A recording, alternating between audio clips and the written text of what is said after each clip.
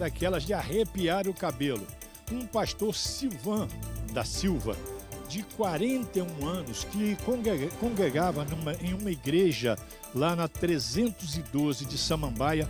Ele gostava e ele, segundo as pessoas que frequentavam a igreja dele, esses fiéis, ele tinha visões, ele recebia mensagens.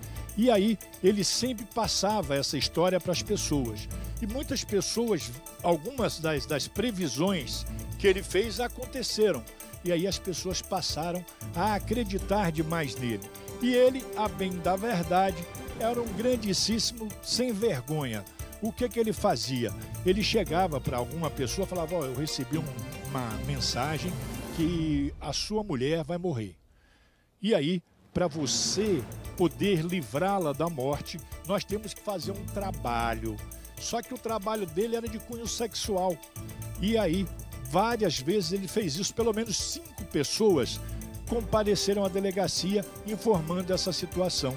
E outras pessoas, as mulheres, ele extorquia dinheiro. Teve uma mulher que perdeu 20 mil reais para não morrer, para que um membro da família dela não morresse. Então ele agia dessa forma. Essa situação chegou até a delegacia, mas quem vai contar a história para a gente é o doutor Marcos Vinícius, delegado lá da 26ª Delegacia de Polícia, que foi a circunscricional que fez a operação e prendeu o pastor na manhã de hoje. Foi preso ele e uma ajudante dele de 58 anos de idade. Coloca na tela, diretor.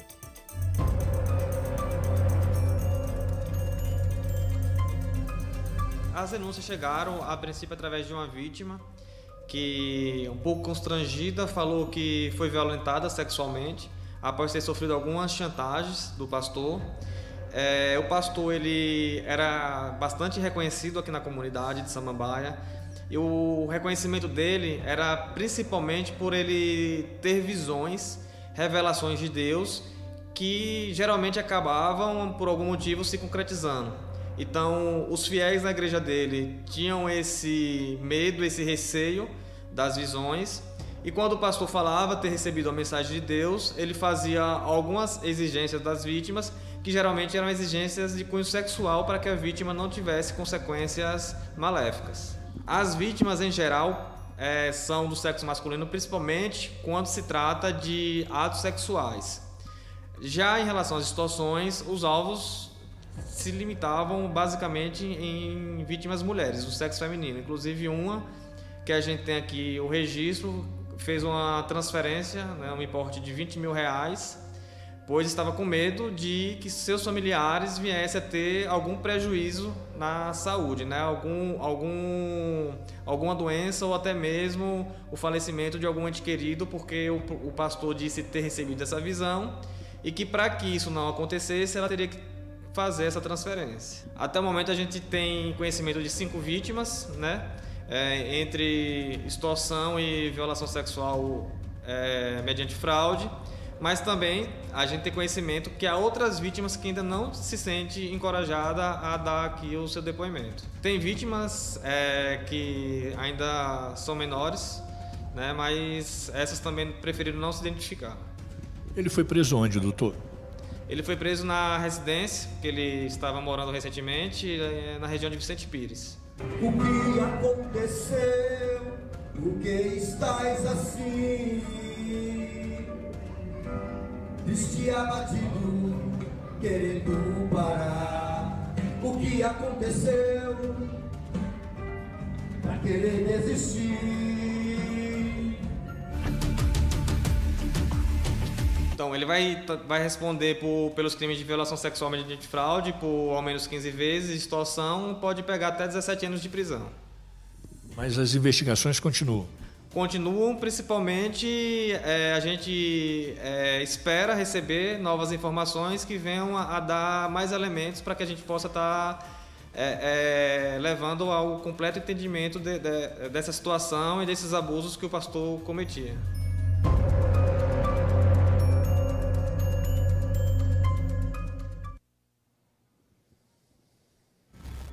Olha só, Nicole, ele tinha visões, só que agora ele vai ter visão, sabe de quê? Da grade da cela, da porta da cela se abrindo e fechando.